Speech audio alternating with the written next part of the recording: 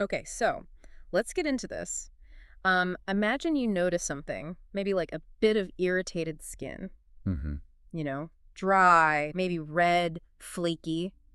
The kind of thing you'd probably just think, oh, it's eczema, right? Yeah, easily dismissed as something simple. Exactly. But what if that little patch, and specifically if it's on the nipple, what if that's actually a sign of cancer? That's the hook, isn't it? That kind of medical mystery. That's what we're diving into today. Mammary Paget's disease? Right, Mammary Paget's disease of the nipple. It sounds, well, quite specific. And it really highlights why paying attention is so crucial. It absolutely does. Even seemingly minor changes. So we've got these revision notes here focused specifically on this condition. Our plan is to basically unpack them for you. Yeah, turn them into a really clear, high-yield guide. Hit all the key points you need to know from these notes. Think of it as us doing the heavy lifting, pulling out the core facts about this diagnosis, which can be, well, easily misunderstood. Exactly. These notes are designed for focused study, Yeah. straight to the point. So Yeah. we'll walk through them, explain the what, the why, the how, Make it stick. hopefully. Okay, settle in. We're going to guide you through this. Let's turn these notes into real understanding. All right, so section 1 from the notes, the definition. What exactly is Mammary Paget's disease? Let's start there. The notes define it, first off, as a rare breast cancer. But here's the interesting part. It mainly affects the skin. The skin, not like a typical lump deep inside. Primarily, yeah. The skin of the nipple and the areola, that darker area around it. Okay, so it's on the surface. What makes it cancer then? It's the presence of specific abnormal cancer cells.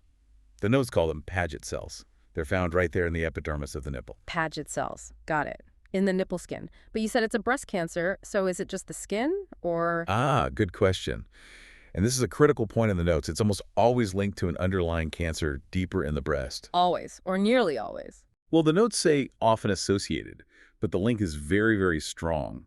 It's usually either an invasive carcinoma, Meaning it spread a bit. yeah, spread beyond the ducts or lobules, Mm-hmm. or, more commonly, it's linked to ductal carcinoma in situ, DCIS. DCIS, can we just quickly clarify that? DCIS means? Sure. Ductal carcinoma in situ. In situ means in its original place. So these are cancer cells, but they're still contained within the milk ducts. They haven't broken out into the surrounding breast tissue yet. Okay. Confined cancer cells in the ducts? Right. And the notes specify that with Paget's disease, this underlying DCIS is often located very close to the areola. So the skin thing we see on the nipple is like a signal flare for something happening deeper inside, potentially, like cancer cells migrating outwards? That's one of the main theories, yes. Yeah. The notes actually describe it quite technically as a rare cutaneous intraepithelial malignancy featuring large adenocarcinoma cells. Okay, let's break that down. Cutaneous intraepithelial. Means cancer within the epithelium, the top layers of the skin. Right, and adenocarcinoma cells. Those are the Paget cells we mentioned. They're a type of cancer cell that arises from glandular tissue, like milk ducts. So cancer cells in the nipple skin, almost always tied to cancer, often DCIS, deeper in the breast ducts. Okay, that definition feels clearer now. Yeah. Rare skin cancer of the nipple areola, Paget cells involved, strongly linked to underlying breast cancer, often DCIS. Now, what about the cause, the etiology? Yeah, the notes are pretty blunt here. The exact cause, unknown. Still a bit fuzzy on the why, then. For the absolute root cause, yes. But, like we said, that strong association with underlying breast cancer is key. The theory is that the Paget cells actually start in that underlying ductal cancer, either DCIS or invasive. And then they migrate up along the milk ducts to the surface, to the nipple skin. Ah, okay. So the skin issue is a consequence of the deeper issue. That makes sense. Who tends to be more at risk? What do the notes say about risk factors? They line up pretty well with general breast cancer risk factors. Advanced age is a big one. It mostly affects people over 50, and obviously being female, as it's a breast cancer. Though the notes are careful to mention it can happen in men, although it's very rare. Okay, older women predominantly, but not exclusively. What else? Family history of breast cancer is listed. Specific genetic mutations too, BRCA1 and BRCA2 are mentioned by name. Right, the known breast cancer genes. Yeah. Also, hormonal factors can play a role, and having a prior history of breast cancer yourself, or even previous breast surgeries. So the usual suspects for breast cancer risks seem relevant here too. Reinforces that connection to underlying breast disease. Definitely. So we have this link. How does it actually happen? The pathophysiology. How do those Paget cells cause the skin changes? Well, the notes explain it as an infiltration process. These malignant Paget cells move into the nipple and areola skin. Like invaders. Sort of, yeah. They essentially push out and replace the normal cells in the epidermis, that outermost skin layer. Okay. And it's this replacement, this infiltration, that leads to the physical changes. You see the redness, the scaling, the thickening, all those symptoms. Right, the cells themselves disrupt the normal skin structure. Okay. What about how common this is? Epidemiology. We know it's rare. Very rare. The notes put it at less than 5% of all breast cancers. Less than 5%. That's not many. No. The incidence rate given is about 1 to 4 cases for every 1,000 breast cancers diagnosed. So really quite uncommon. And the demographics match the risk factors, mainly women over 50. Predominantly, yes. But the notes stress again, it could occur at any age, and don't forget the rare cases in men. Okay, definition, risks, how it develops, how rare it is. Check. Now, the really practical bit. What does it actually look like? The clinical features? This is where it gets tricky, clinically speaking, because it looks like other things. Yeah. The common signs listed are itching, redness, erythema, scaling, crusting, flaking, all on the nipple and areola. Sounds exactly like eczema or dermatitis. Precisely. The notes explicitly say it often looks like eczema. It can also look more severe, like an ulcerated area. An open sore. Yeah. Other signs mentioned are nipple discharge, and that might include bleeding, which is always a worry sign. Definitely. You might also see ulceration, erosions on the skin surface.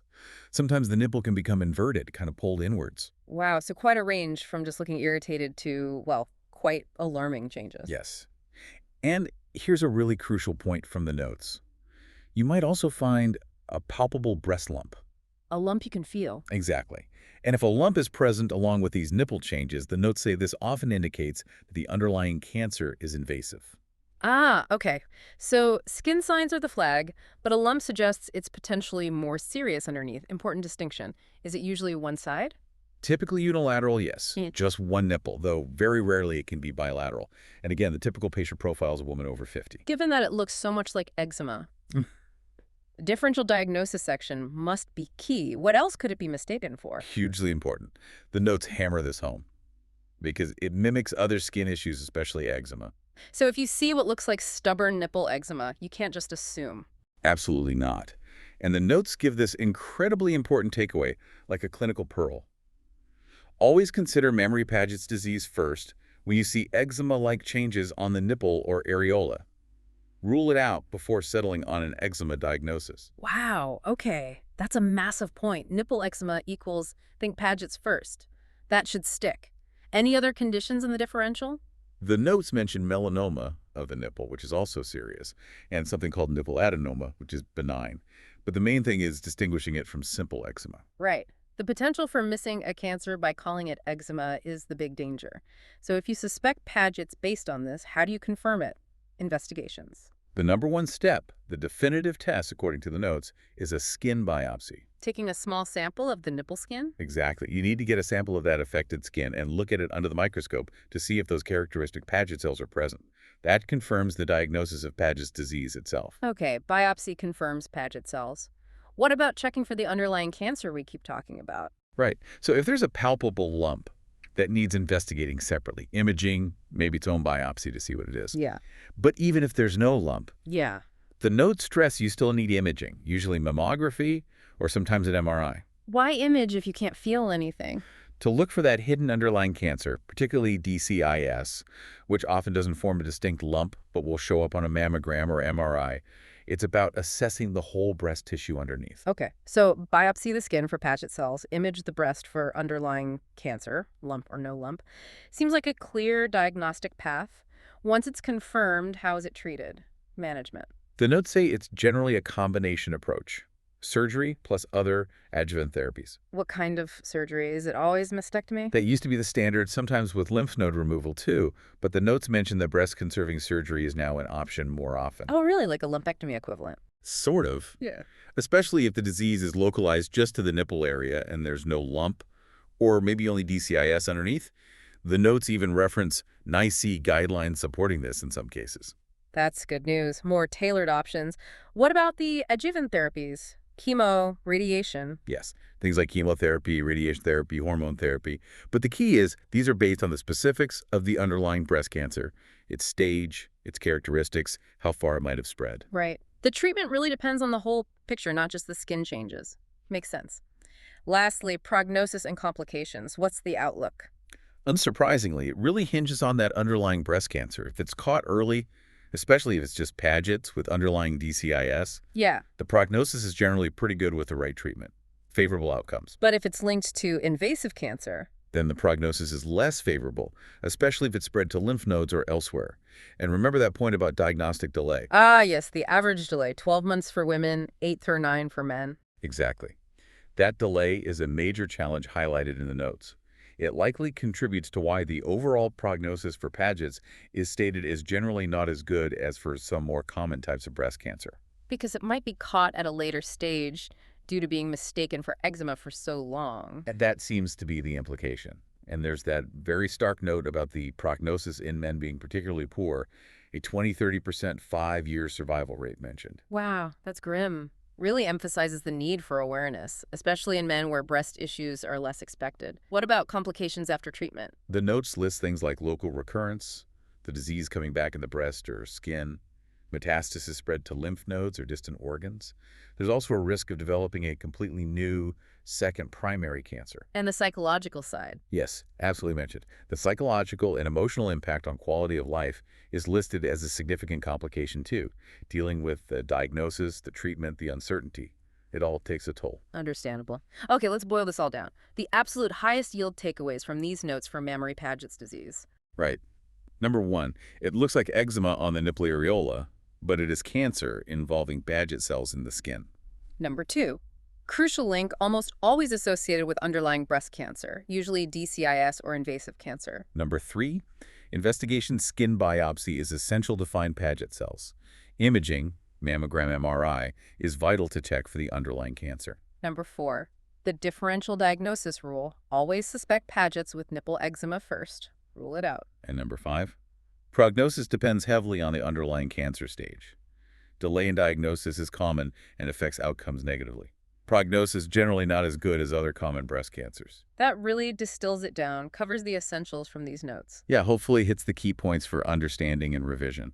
Thinking about that diagnostic delay again, how something looking so benign can mask something serious. It prompts a final thought, doesn't it? What other, maybe subtle things might we dismiss in daily health that could actually be significant? It's a really important point. It underlines the need to investigate persistent or unusual changes properly, especially in sensitive areas, and not just assume the simplest explanation is always the right one. Be vigilant. Couldn't agree more. Well, that was our deep dive into Mammary Paget's disease of the nipple, pulling directly from these revision notes. Hope breaking it down like this definition: risks, features, diagnosis, treatment, outlook, helps make those critical facts stick. Remember, staying informed, whether you're studying for exams or just want to be aware, is so important. Knowledge is power, as they say. Absolutely. And if you are revising and found this useful and want more resources like these notes, check out pathomsra.com. And freemsra.com as well for more resources. That's right. Thanks for joining us for this deep dive.